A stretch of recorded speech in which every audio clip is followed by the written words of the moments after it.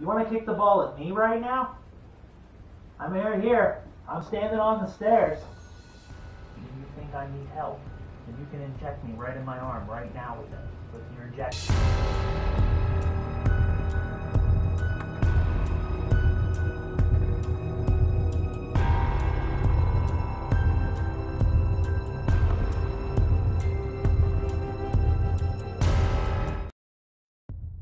We ask a lot of questions when we investigate. Most often, our questions are tailored to the location or the specific spirits that we're trying to communicate with. However, investigating the paranormal is seldom straightforward. The spirits don't always answer or manifest from just asking questions. Often, we need to go further. So in today's episode, we're going to take a deeper look at the different ways that we attempt to elicit responses from the spirits. One of the most common ways that we attempt to attract the spirits is by using trigger objects. These are objects that are generally something that we feel would have interested the spirit while they were alive. These objects can be anything that the spirits of the location might be drawn to.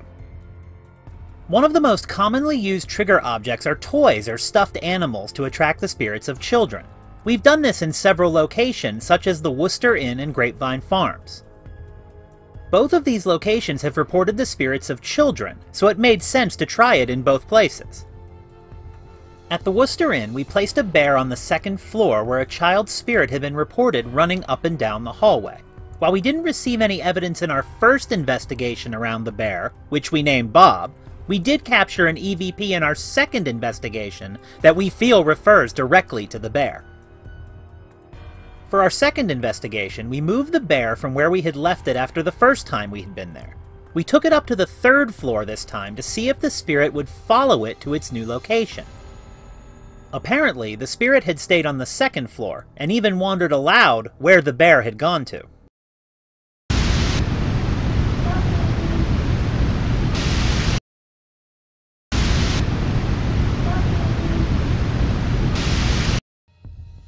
At Grapevine Farms, we used a teddy bear, a doll, and a ball to try to get a response. It didn't take long, as the spirits responded directly to my announcement that we had brought them some gifts. We thought we'd bring you some Christmas presents.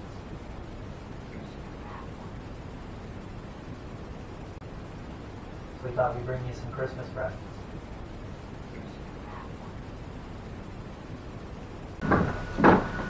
So I said, you're free to take any of those. Walk up. So I said, you're free to take any of those. Walk up. We have also used alcohol as a trigger object on several locations. At the Hotel Utica, we used alcohol and playing cards as trigger objects because the hotel was vacant for many years and was home to a lot of transients. We figured these items could get their attention, so we used them. Another great example of this is at the Hotel Broadalbin. The Hotel Broadalbin was not always a hotel. In fact, it was originally built as a glove factory and later turned into a hospital.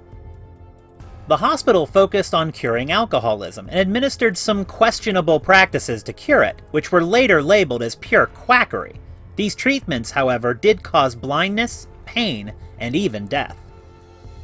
Knowing that, we decided that alcohol was the perfect trigger object for this location, as it could get a strong reaction from both the spirits of the patients and the doctors. For this experiment, we used several types of alcoholic beverages to attempt to draw the spirits to us. What am I drinking?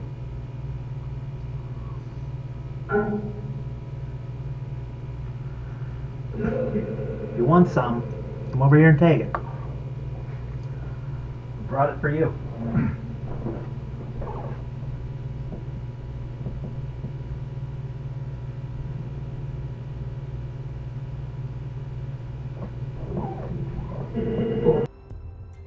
We also strongly believe that people can be trigger objects. That is why we always encourage the owners and staff to join our investigations in their locations.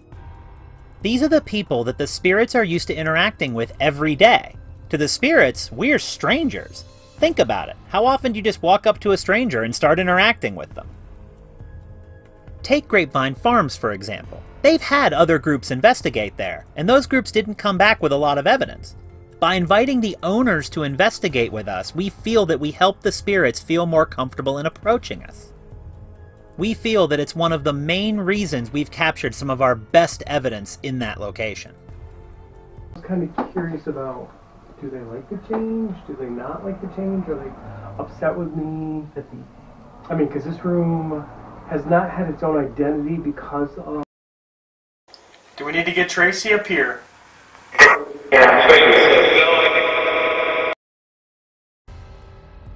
Beyond using objects, we often attempt to verbally encourage the spirits to move something, make a noise, or to manifest. Not so much using objects, but rather ourselves and the surrounding environment.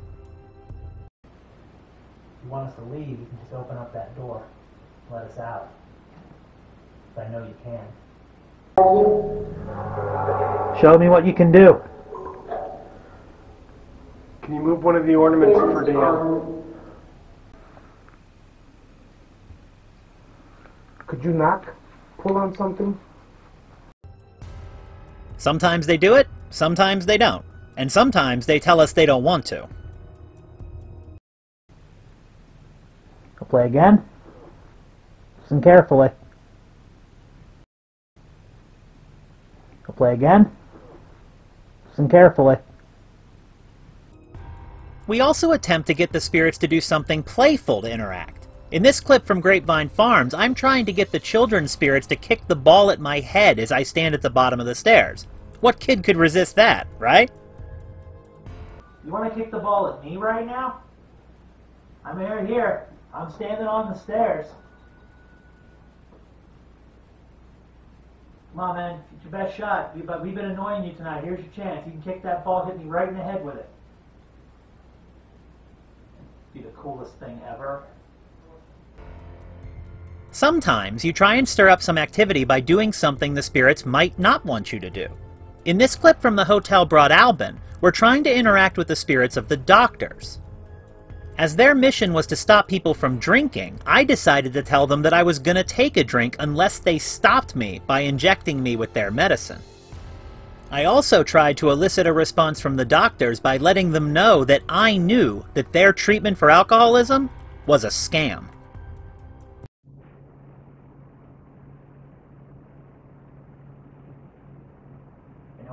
The placebo he's giving you, he's telling you you can't drink it. I'm telling you that Dr. McKinney is a quack. Healy, sorry. He doesn't know what he's talking about. He's been lying to you.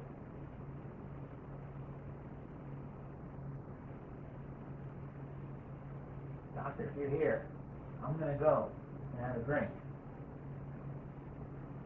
If you think your medicine actually works, and you think I need help, then you can inject me right in my arm right now with your injection to cure me.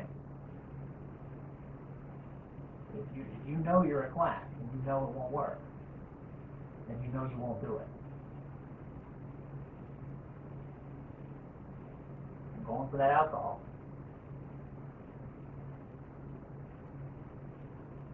You think your injection can stop me and cure me? My arm's right here.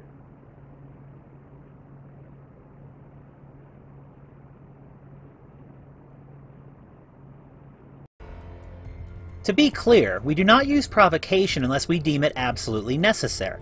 In this case, we felt the best way to get a reaction from the spirit of the doctors was to try and blatantly break one of the key rules of the hospital, which is no drinking, while also letting them know that we knew that they were quacks. We use this kind of provocation sparingly, and never without a specific purpose. While trying to entice the spirits to manifest or communicate, we've used everything from toys to liquor to even ourselves. As with all paranormal investigation, sometimes it works and sometimes it doesn't. The way we see it, you miss 100% of the shots you don't take, so we'll continue to use every tool at our disposal to connect with the spirits.